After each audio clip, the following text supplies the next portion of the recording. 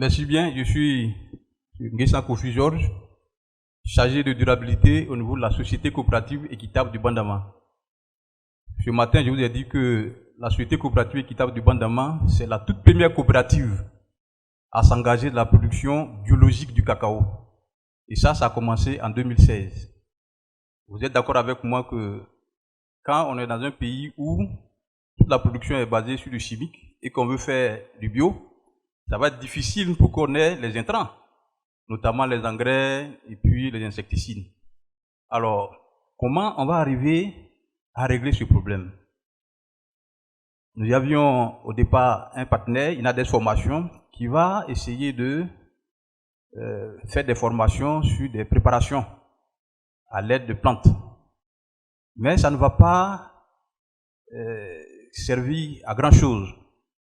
Ça ne va pas servir à grand chose parce que, alors que nous, on est dans la production biologique, à côté de nous aussi, il y a d'autres aussi qui font la production conventionnelle, qui bombardent les plantations avec du chimique. Donc tous les insectes, évidemment, vont se retrouver dans nos plantations. Alors, à la faveur d'un programme qu'on va avoir avec ABSF, le programme Équité 1, ce programme-là va faire venir un expert péruvien. Cet expert péruvien-là va venir nous enseigner des préparations toutes simples à partir des micro-organismes efficaces. Ce matin, le docteur Kamara Koulibaly, Kamara dit que dans le sol, il y a des micro-organismes qui sont bons et d'autres aussi qui sont mauvais. Alors, cette technologie-là va se baser sur des micro-organismes qui sont bons. Les latino-américains ont compris que ces micro-organismes-là, on peut les utiliser pour digérer la matière organique. On peut les utiliser pour sortir des principes actifs des plantes à effet insecticide. Donc, ils vont nous enseigner comment on va cultiver ces micro-organismes-là. Donc, on va dans le sous-bois, c'est-à-dire dans une forêt où on n'a pas travaillé beaucoup, autour des grands arbres qui ont beaucoup d'expérience dans la vie. Autour de ces arbres-là, on va soulever simplement les feuilles et on va retrouver une couleur blanchâtre. C'est le mycélium. Ce mycélium-là est l'expression d'une très bonne activité microbienne en dessous de ce arbre-là. Donc, on prend le sable mêlé avec un peu de feuilles et puis on revient. Quand on arrive, on va utiliser ce qu'on appelle communément farine basse. Farine basse, c'est le riz qu'on a pilé peut-être 2 fois. C'est un peu plus fin. Et il y a aussi la coche de riz, c'est-à-dire l'habit du riz. Donc ces 2 éléments-là, on va aussi utiliser du lait, donc pour avoir les lactobacillus. Et puis une source de sucre. On va mélanger le tout et puis on met ça dans un bidon qu'on ferme hermétiquement en installant un système de respiration qui va permettre au micro-organisme de sortir le gaz à l'intérieur du bidon. Et puis, au bout de 1 mois, nous avons notre matrice qui est prête. Donc, à partir de cette matrice-là, on peut fabriquer de l'engrais solide. On peut fabriquer de l'engrais liquide. On peut fabriquer de l'engrais, des insecticides liquides. Est-ce que vous voyez?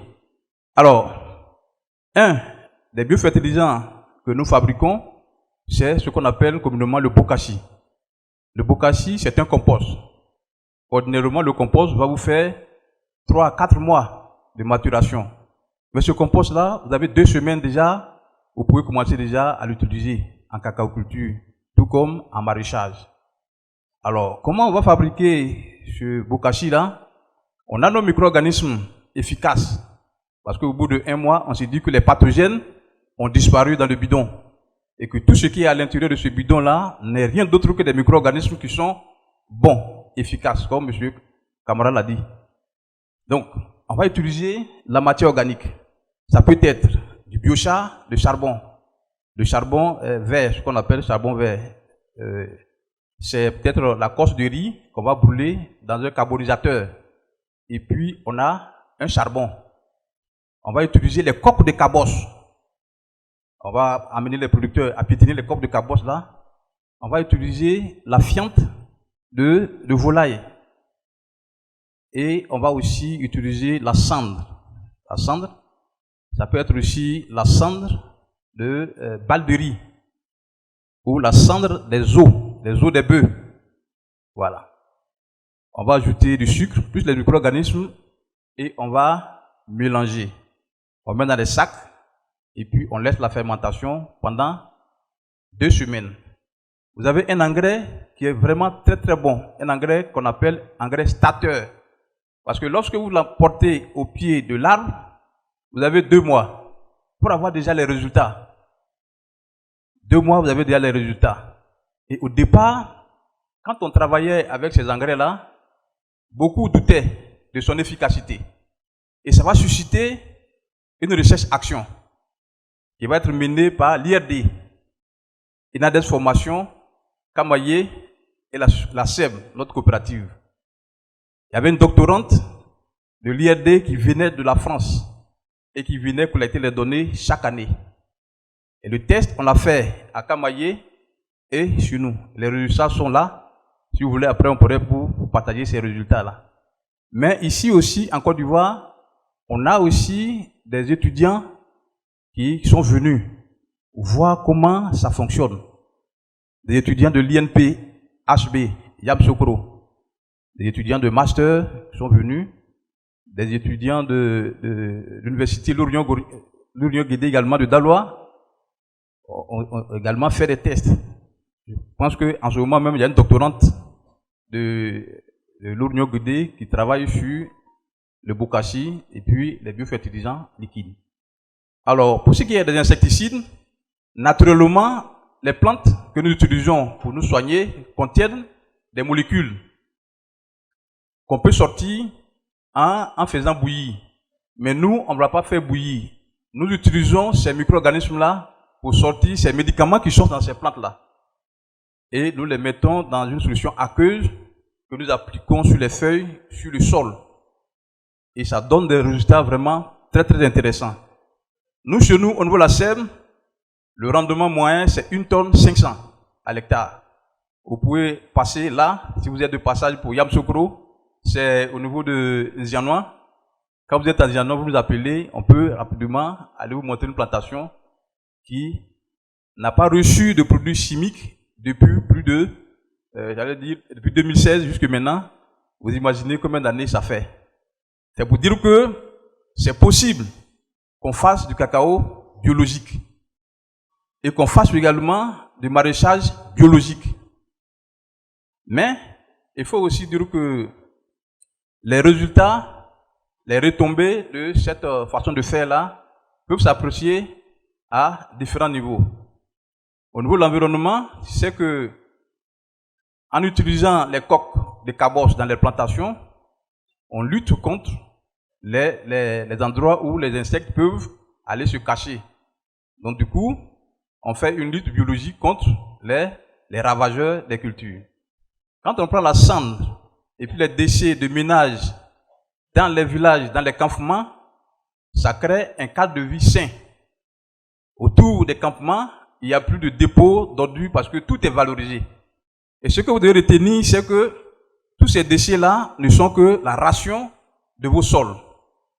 Ce qu'on appelle ration de vos sols, c'est que quand vous produisez sur un sol, le sol aussi a besoin d'être nourri. Et la nourriture de ce sol-là, c'est ce que vous gardez dans les campements, que vous déversez autour des villages. Cette technologie-là nous a permis de ramener cette ration du sol dans nos plantations. Et ce qui fait que nos sols sont revitalisés, les cacaoyers arrivent à traverser les sécheresses sans même qu'on sache qu'on est en période de sécheresse. Quand il fait très chaud, vous allez dans notre zone, dans nos plantations, vous n'allez même pas sentir qu'il y a la sécheresse parce qu'il y a la fraîcheur, il y a la vie dans les sols. Voilà. Et au niveau social, c'est que comme les plantations produisent avec les intrants que nous donnons aux producteurs, du coup, faire du cacao, ça devient intéressant. Ça fait que les jeunes n'ont plus tendance à vouloir venir dans les villages. quand on fait quelque chose qu'on ne gagne rien, évidemment, on est tenté de laisser et puis aller se chercher ailleurs, comme on le dit. Mais là, on sent que ce qu'on fait là, ça produit, ça nous permet d'avoir de l'argent et c'est vraiment intéressant. Et ça permet également aux producteurs de pouvoir laisser des héritages à leurs enfants. Parce que quand vous continuez d'utiliser des produits chimiques sur vos sols, vous êtes en train de détruire votre sol. Si vous n'êtes plus là, ce sol-là, l'enfant que vous allez laisser ne pourra plus travailler sur ce sol-là. Et c'est ce qui explique souvent les problèmes fonciers dans les villages. L'enfant va vendre la terre et puis voilà, il s'en va. Nous, on a été approchés par de grands producteurs de cacao en Côte d'Ivoire, on ne veut pas vous dire des noms, qui ont perdu leur verger. Eux-mêmes ne vivent plus, mais les enfants qu'ils ont laissés sont venus nous voir pour nous dire qu'ils ont besoin de nous pour réveiller leurs parents, parce que c'est des parents qui avaient beaucoup de notoriété en Côte d'Ivoire. Et comme ces parents sont morts, les plantations aussi sont mortes, ils demandent à ce qu'on aille revitaliser, c'est-à-dire régénérer ces plantations-là pour qu'ils recommencent encore à produire là-dessus. Donc, c'était cette petite expérience qu'on a voulu partager avec vous. Peut-être qu'avec les questions, on pourra encore rentrer dans d'autres détails. Je vous en remercie.